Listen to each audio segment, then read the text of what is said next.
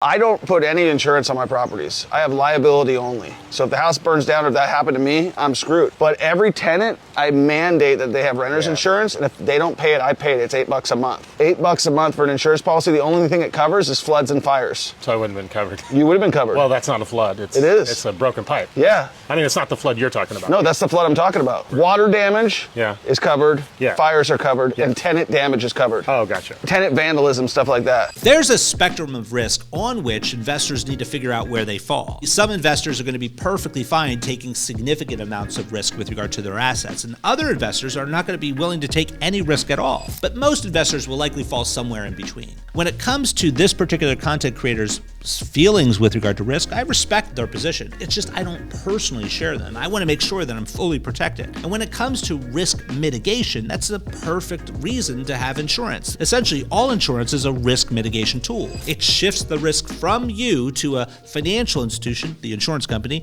who may be better positioned, at least financially, to bear that risk instead of you. Now, there's a lot of different risks when it comes to investment real estate that should be considered. What's talked about first is general liability. That's essentially risk that's associated with an asset protection type of scenario. You want to make sure that your personal assets, or at least the value of the underlying real estate itself, are not necessarily available to be attacked, if you will, at least in whole, by a plaintiff that has suffered some sort of harm based on their relationship to that underlying asset. There's other risks like hazard risks, right? There's weather and natural occurrences like fires and things of that nature that potentially cause hazards with regard to the property. It could cause that property to lose value. Having hazard insurance helps to mitigate some of that exposure. There's also contents type of risk, meaning the contents could be harmed or lost due to theft or some sort of hazard. So renter's insurance, that typically covers only the contents of that renter, not assets that are owned by the landlord or the owner of the property. So you really want to sit down with someone who's pretty knowledgeable when it comes to all of these different aspects in order to determine which strategy is the most right strategy for you.